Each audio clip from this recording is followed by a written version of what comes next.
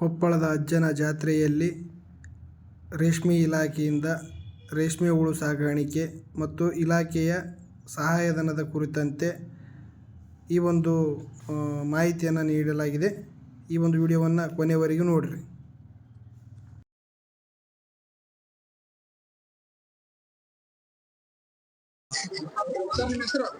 ನನ್ನ ಹೆಸರು ದರಿಯಪ್ಪ ಅಂತೇಳಿ, ರೇಷ್ಮೆ ನಿರೀಕ್ಷಕರು. ಇಲ್ಲಿ ಮುಂದೆ ಸ್ಟಾಲ್ ಹಾಕೋ ಉದ್ದೇಶ ಏನಪ್ಪಾ ಅಂತಂದ್ರೆ, ರೇಷ್ಮೆ ಅಂದ್ರೆ ಏನು, ಹುಳ ಅಂದ್ರೆ ಏನು, ರೇಷ್ಮೆ ಹುಳಕ್ಕೆ ಎಂತ ಸೊಪ್ಪು ತಿಂತತೆ, ಯಾವ ಸೊಪ್ಪು ತಿನ್ನುತ್ತೆ, ಯಾವ ತಳಿ ಇರ್ತವೆ ಅಂತ ಹೇಳಿ ಎಲ್ಲ ಪ್ರಾಯೋಗಿಕವಾಗಿ ತೋಟ ಬೆಳೆಸೋದಕ್ಕೆ ಇಲ್ಲಿ ಸಸ್ಯಗಳ ನಾಟಿ ಮಾಡೋದಂಗೆ ಅಂತ ತೋರಿಸಿದೀವಿ. ಆಮೇಲೆ ಇದು ಮೂರು ಹಂತದಲ್ಲಿದೆ. ಇದು ಬಂದು 4-8-8 ಈ ಸೈಜ್ ನಲ್ಲಿ ಇದೆ. ಈ ತರ ರೈತರಿಗೆ ತೋಟದಲ್ಲಿ ಮಾಡಿಕೊಂಡು ಅನುಕೂಲ ಆಗುವಂತ ನೋಡುವುದಕ್ಕೆ ಪ್ರಾಯೋಗಿಕವಾಗಿ ಇಲ್ಲಿ ಕಾರ್ಯಕ್ರಮ ಕೈಗೊಂಡಿದ್ದೇವೆ. ಆಮೇಲೆ ಇಲ್ಲಿ ರೇಷ್ಮೆ ಗೂಡು ಹೆಂಗಿರುತ್ತೆ, ರೇಷ್ಮೆ ಹುಳು ಹೆಂಗಿರುತ್ತೆ ಅನ್ನೋದು ಸಹ ಇಲ್ಲಿ ಅವ್ರ ಪ್ರಾಯೋಗಿಕವಾಗಿ ರೈತರಿಗೆ ನೋಡೋದಕ್ಕೆ ಇಲ್ಲಿ ಅನುಕೂಲ ಮಾಡಿಕೊಟ್ಟಿದ್ದೇವೆ.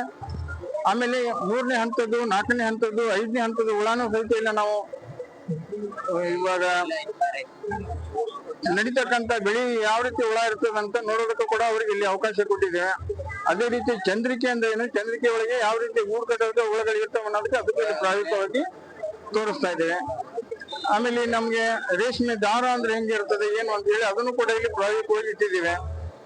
ಇನ್ನು ರೈತರಿಗೆ ಇದಕ್ಕೆ ಸಹಾಯಧನದ್ದು ಅವ್ರು ಮಾಡಕ್ ಇಚ್ಛೆ ಪಟ್ಟು ಅವ್ರು ತಾವು ಇದ್ದ ಊರಲ್ಲಿ ಇದು ನಮ್ಗೆ ನಂಬರ್ ತಗೊಂಡು ನಮ್ಗೆ ಹೇಳಿದ್ರೆ ಆ ಊರಲ್ಲಿ ಹೋಗಿ ರೇಷ್ಮೆಗೆ ಏನೇನು ಮುಂದಿನ ಸವಲತ್ತುಗಳಿದ್ದಾವೆ, ಮನೆಗೇನ್ ಸಹಾಯ, ತಾತ್ಕಾಲಿಕ ಸಡ್ಡಿಗೇನ್ ಸಹಾಯ, ಆಮೇಲೆ 1 kg ಗೂಡಿಗೆ ಏನ್ ಸಹಾಯ, ಎಲ್ಲಾ ತರದ ಮಾಹಿತಿಯನ್ನು ಇಲ್ಲಿ ನೋಡಿ ಅವರಿಗೆ ಅನುಕೂಲ ಆಗ್ಲಿ ಅಂತ ಅನ್ನೋದಕ್ಕೆ ಈ ಪ್ರಾಯೋಗಿಕವಾದಂತಹ ಈ ಪ್ರತಿ ವರ್ಷ ಈ ಜಾತ್ರೆಯಲ್ಲಿ ನಾವು ಕೈಗೊಳ್ಳುವಂತ ಕಾರ್ಯಕ್ರಮ ಆಗಿದೆ.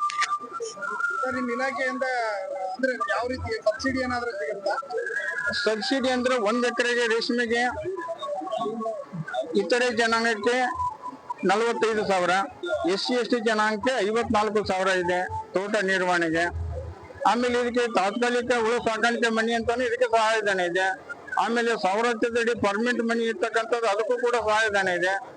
ಆಮೇಲೆ ಗೂಡು ಮಾರಾಟ ಮಾಡಿ ಬರೋದಕ್ಕೆ ಟ್ರಾನ್ಸ್ಪೋರ್ಟಿಂಗ್ ಚಾರ್ಜ್ ಅಂತ ಹೇಳಿ 1 kgಗೆ ಅದು 30 ರೂಪಾಯಿ ಅಂತ ಸಹಾಯಧನ ಇದೆ, ಸಾಗಾಣಿಕೆ ವೆಚ್ಚ ಅಂತೇಳಿ. ಅದಾದ ನಂತರ 100 ಮೊಟ್ಟೆ ಹುಳುಗಳನ್ನ ತಂದ್ರೆ ಆ 100 ಮೊಟ್ಟೆಗೆ ಇಲಾಖೆಯಿಂದ 1000 ರೂಪಾಯಿ ಸಹಾಯಧನ ಕೂಡ ಅವರಿಗೆ ಕೊಡ್ತಾ ಇದ್ದೇವೆ. ಇದು ಇಲಾಖೆಯ ಒಂದು ಕಾರ್ಯಕ್ರಮ. ಇಲ್ಲಿ ಯಾವುದೇ ರೀತಿಯಿಂದ ಏನು ಈ ಒಂದು ಸಬ್ಸಿಡಿ ಒಳಗೆ ಯಾವುದೇ ಸಮಸ್ಯೆಗಳಿಲ್ಲ. ಸರ್, ನಿಮ್ ಹಿಂದೆ ಒಂದು ಗೂಡು ಇದೆಯಲ್ಲ, ಅದು ರೇಷ್ಮೆ ಮನೆ ಅಲ್ಲ? ಇದು ರೇಷ್ಮೆ ಹುಳು ಸಾಕಾಣಿಕೆ ಮನೆ, ಇದು ಪರ್ಮನೆಂಟ್ ಮನೆ ಇದು. ಹೌದು. ಆಮೇಲೆ ತಾತ್ಕಾಲಿಕ ಮನೆ ಅಂತೇಳಿ ಶೇಡ್ ನೆಟ್ಟಿಂದ ಮಾಡ್ಕೊಳ್ಳೋಕ್ಕೂ ಕೂಡ ಅವಕಾಶ ಇದೆ.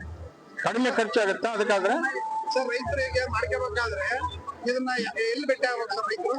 ಸರ್, ಇಲ್ಲಿ ನಮ್ಗೆ ಆಫೀಸ್ ಇದೆ, ರೇಷ್ಮೆ ಇಲಾಖೆ ಆಫೀಸು ಒಂದು ಬಸಾಪುರದಲ್ಲಿದೆ. ಆಮೇಲೆ ಡೆಪ್ಯೂಟಿ ಆಫೀಸು ಕೊಪ್ಪಳದಲ್ಲಿದೆ.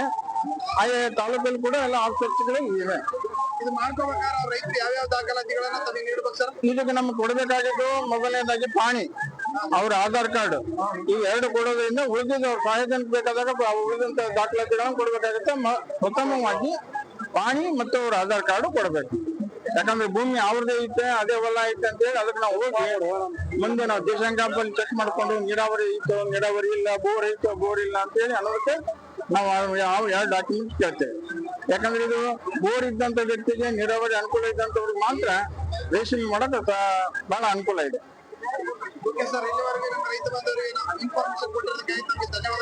ಸರ್, ಏನು ರೈತರಿಂದಾನೇ ನಮ್ಗೆ ಇಲಾಖೆ ನಡೆಯೋದು, ಹಂಗಾಗಿ ಅವ್ರಿಗೆ ಕೊಡ್ಲೇಬೇಕು ನಾವು ಈ ಸಹಕಾರ.